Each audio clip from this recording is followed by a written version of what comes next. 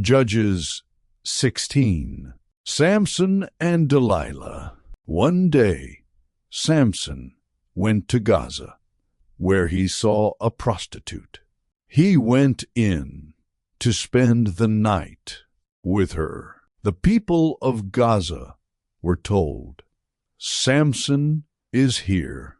So they surrounded the place and lay in wait for him all night at the city gate. They made no move during the night, saying, "At dawn we'll kill him." But Samson lay there only until the middle of the night. Then he got up and took hold of the doors of the city gate, together with the 2 posts, and tore them loose, bar and all. He lifted them to his shoulders and carried them to the top of the hill that faces Hebron. Sometime later he fell in love with a woman in the valley of Sorek, whose name was Delilah. The rulers of the Philistines went to her and said, "See if you can lure him into showing you the secret of his great strength, and how we can overpower him, so we may tie him up and subdue him. Each one of us will give you 1,100 shekels of silver." So Delilah said to Samson, "Tell me the secret of your great strength, and how you can be tied up and subdued."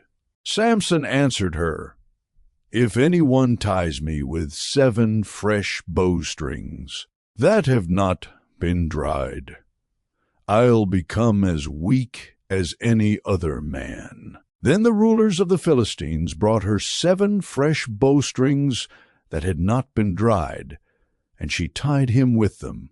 With men hidden in the room, she called to him, "Samson, the Philistines are upon you." But he snapped the bowstrings as easily as a piece of string snaps when it comes close to a flame. So the secret of his strength was not discovered. Then Delilah said to Samson, "You have made a fool of me. You lied to me. Come now, tell me how you can be tied." He said, "If anyone ties me securely with new ropes that have never been used, I'll become as weak as any other man." So Delilah took new ropes and tied him with them. Then, with men hidden in the room, she called to him, "Samson, the Philistines are upon you."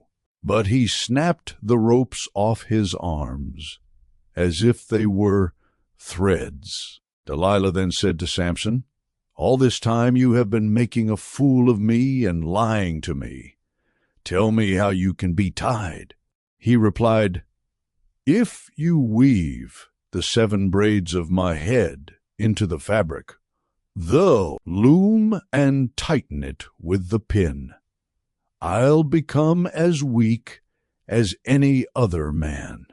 So while he was sleeping, Delilah took the 7 braids of his head, wove them into the fabric, and tightened it with the pin. Again she called to him, "Samson, the Philistines are upon you." He awoke from his sleep and pulled up the pin and the loom with the fabric.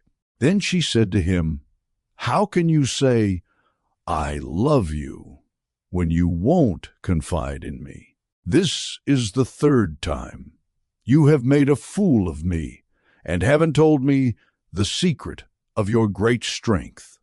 With such nagging, she prodded him day after day until he was sick to death of it. So he told her everything. "No razor has ever been used on my head," he said, "because I have been a Nazirite dedicated to God from my mother's womb. If my head were shaved, my strength would leave me, and I would become as weak as any other man." When Delilah saw that he had told her everything, she sent word to the rulers of the Philistines, "Come back once more. He has told me everything." So the rulers of the Philistines returned with the silver in their hands.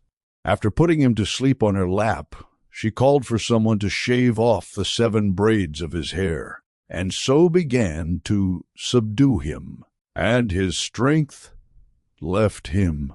Then she called, "Samson, the Philistines are upon you." He awoke from his sleep and thought, "I'll go out as before and shake myself free." But he did not know that the Lord had left him.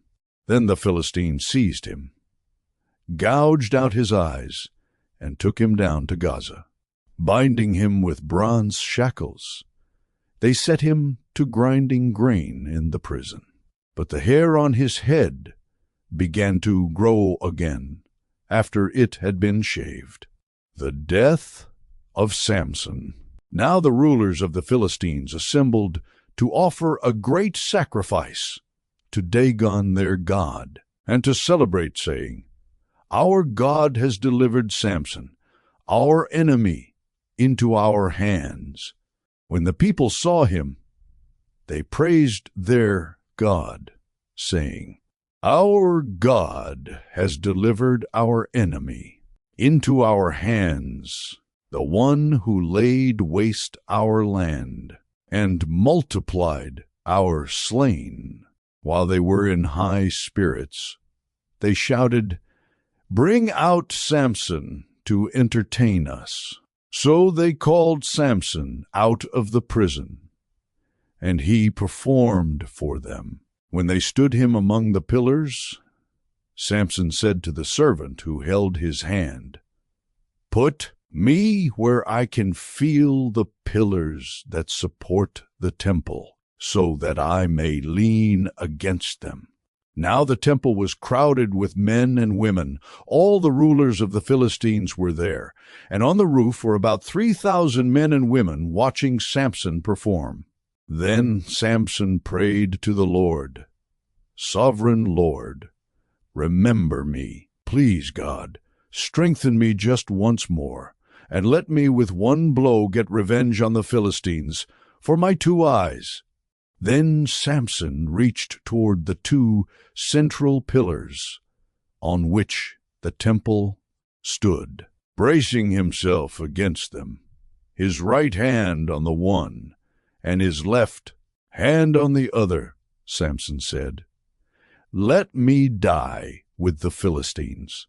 Then he pushed with all his might, and down came the temple on the rulers and all the people in it.